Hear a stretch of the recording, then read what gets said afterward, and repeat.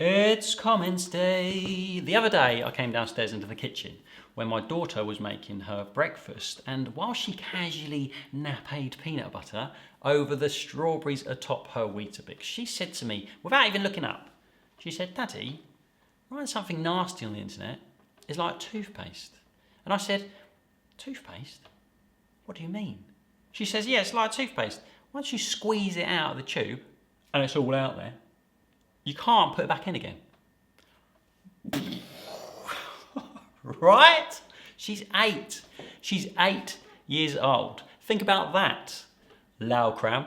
Hello, home bakers, and welcome back to the show where I take a carefully selected selection of your comments and respond to them in the only way that I know how. Previously, in past episodes, I asked for a name, if you got any names for this bit, and things come up like Jack Chats, or Jack Talks Back, or Dear Jack, and all of these are nice. But part of me doesn't want to make it about me.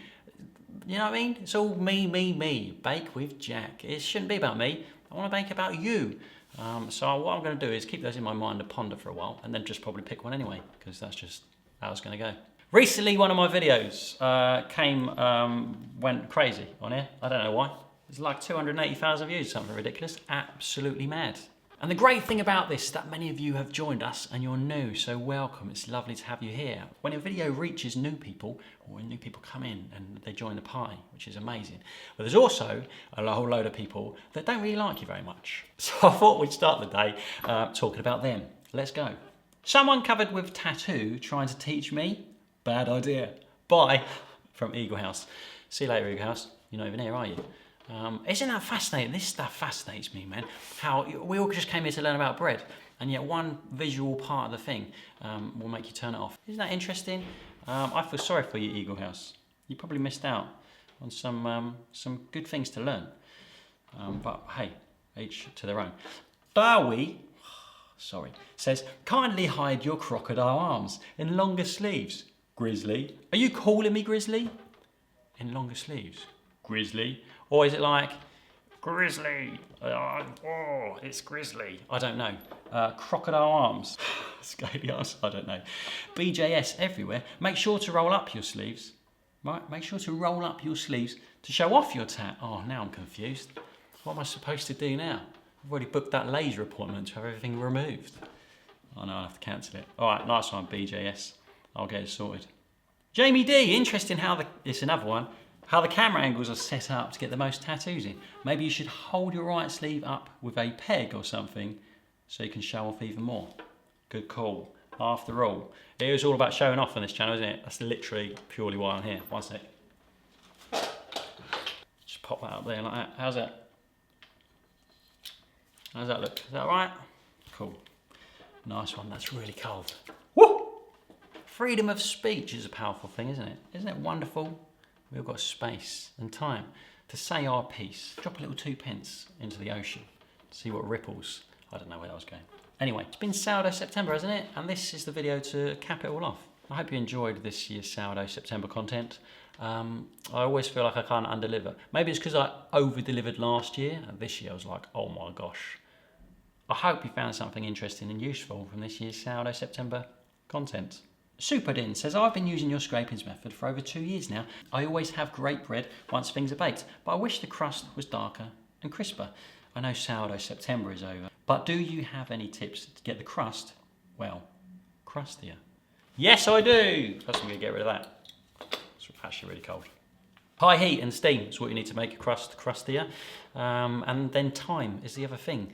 But we'll come on to that in a minute. I bake on my oven at a temperature that I like. But if yours goes higher, try it out. Crank it up, put loads of steam in, double up the steam trays if you want, so nothing burns. And that's how you get a crustier crust. The other thing I mentioned a minute ago was time. You can bake it for longer if you want. You get a crispier crust, crispier. You're at risk of drying stuff out if you're baking too long, which you don't really want to do. I did a video on this topic a while ago. Let's have a look, shall we? 143, how to make a crust that stays put, which suggests that after, if your crust still softens after cooling, you can spritz it all over with water, return it to the oven for 8-10 minutes and take it out. That should make a crusty crust that stays without risking drying out your bread too much. Next question is from Karen Holden from Patreon. Thank you, Karen, and thank you for being there on Patreon. How can I get seeds like pumpkin, sunflower and sesame to stick to the top of my sourdough loaf? I'd like to do this before putting the loaf in the oven. Thanks, Jack. You're welcome. Seeds before you put it in the oven. That's interesting. What I would instinctively do is shape up my bread, and at that stage, roll it on a wet J cloth, roll it in some seeds to get maximum coverage, ensuring no sticky areas, and then upturn it and put it in a basket in the hope that those seeds will create a barrier between sticky dough and basket and nothing will stick. However, if you want to do it afterwards, when you turn it out, your dough is going to be kind of more fragile, more delicate. You've got to be careful with it. So here's what I would do. Get a piece of parchment paper, which will allow you to put your dough on it and then spritz it with water. I feel like if you get all the water all over the peel, that's going to be nightmare time. Put it on the paper, spritz it with water, sprinkle your seeds, do your slash, bake. That's what I would do if I was to do it at the baking time, but then I probably wouldn't do it at the baking time. But hey, try that. Roberta Burns, also from Patreon, thank you very much, Roberta, says, Jack, is it better to score sourdough at an angle or straight down? I tried the angular approach and it seemed to give me a better ear. Sounds like you've answered your own question there, Roberta. Yeah, I always do it at an angle because it gives a better ear. I did a video a while ago about how to get a really good ear. Actually, same principle applies to when you're making a baguette, and I did a video about that. 183, check out 183. I drew a diagram with a chalkboard. And the same principle applies to that baguette as it does to your sourdough loaf. But yeah, an angle, you'll probably get a better ear. Maybe we should call this Squeaky Table, Squeaky Desk Chronicles. Does that make sense? I don't know. I try not to lean on it too much, but it's inevitable, isn't it? Where are we going next? John Otvos. Clickbait Jack. That's what they call me. Wholemeal means 100%. Your recipe is 50-50. Don't allow your channel to fall into what so many others are doing on YouTube to earn $3 signs. Dollar, dollar, dollar. It's all about the dollar. Showing off and making money. You know me so well. This is interesting, 100% wholemeal. I was reading about this the other day. 1 second.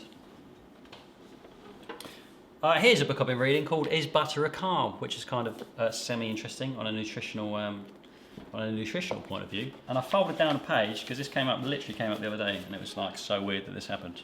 Yes, wholemeal bread, I get it, 100% wholemeal. Should be made out of whole grains. The grain ground up, 100% of it used to make your bread. I get that. That's why it's wholemeal bread, whole grain bread. What's the other one?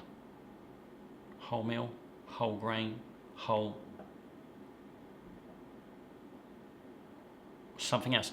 Theoretically, yeah, it should be 100%. But this for me is about expectations and tastes. That's why I mentioned it right at the beginning of the video. 50-50. I did 50% wholemeal flour, 50% white flour because it makes the lighter loaf with all the wholemeal, with lots of wholemeal goodness, not 100%. Got it. Of course you can make a bread with 100% wholemeal flour, and here's what I would do. I would take that 50-50 ratio and up the wholemeal a little bit. Up it to 60 next time. Up it to 70%. And each time you'll probably find you want to add a little touch more water to soak it up. It'll be a little bit more difficult to handle every single time, and your bread will be a little bit heavier every single time. Work all the way up to 100% instead of going all in at 100% in one go, because you really get a feel for what you're doing and a feel for the change, because steaming in 100% I feel like is a little bit too much. I think I mentioned that at the end of the video. So the clock stopped. Yes. Ages ago. Oh my gosh. Just lost 2 hours. A lot of people ask me when they ask me about wholemeal bread is how do you make wholemeal bread that's light? Yeah, because in the shop you go and buy wholemeal bread that's light. But spoiler alert, that wholemeal bread ain't 100% either, because if it was, it wouldn't be light. Here, I will paraphrase a paragraph from here. If your bread is made from 100% whole grain flour, this would be a whole grain food. You'd know that if it said 100% whole wheat flour on your bread, for example. However, what's not clear is when packed of food can be called whole grain when it includes refined grains too. In Norway, 100% of the flour must be the whole grain for it to be labelled 100% whole grain. In Sweden, for food to be labelled whole grain, at least 50% of the dry ingredients need to be of whole grain origin. And in the US, whole grain foods must contain 51% whole grain ingredients by weight. In the UK, nothing.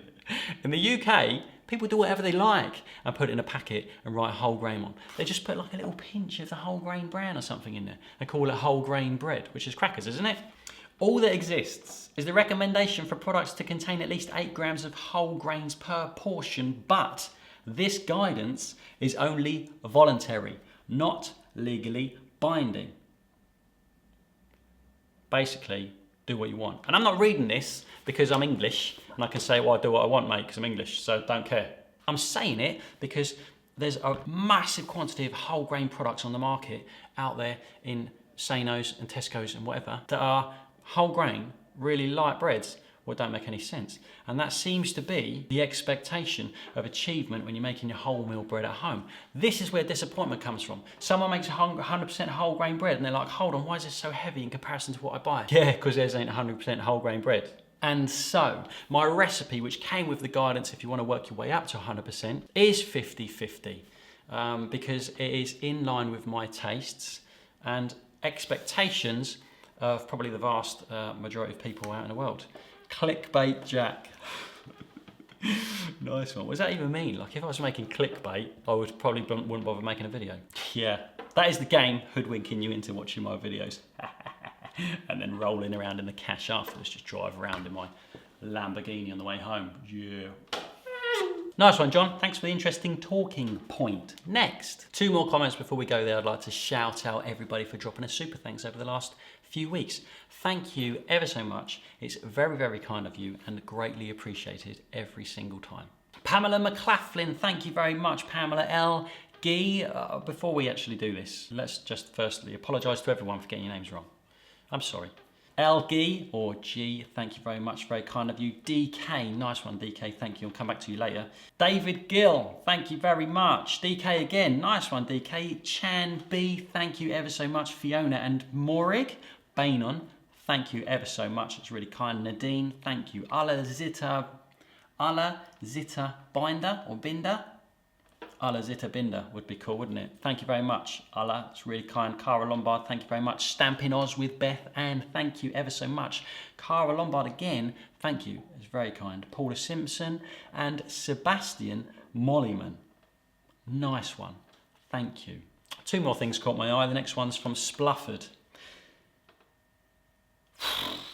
This is huge. I hope you're ready. Wow. Someone recently made me a sourdough that tasted great, but it had the texture of clammy glue inside, so much that I could barely cut the thing. Bad start. That person said it was supposed, anonymous, that person said it was supposed to be like that, and it was my knife, and I didn't know what proper sourdough was like. I'm all for experimenting and doing your own thing, but if it's clearly gone wrong, you are never willing to admit any error because you pass it off as your own personal preference, how do you expect to improve? Oh my goodness. This man. Oh my goodness, there's a lot to dissect here, isn't there? It's supposed to be like that. That's the first error. Your anonymous friend said, no, it's supposed to be like that. Your knife is a problem. That's heavy. And then you are like, why just admit your error? Because otherwise you won't get better. Which means, underlining, that you have an idea of what it's supposed to be like. That bread is not in line with, right?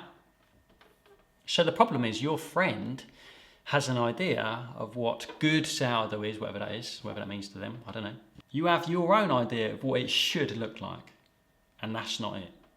But that's their preference, and that's yours.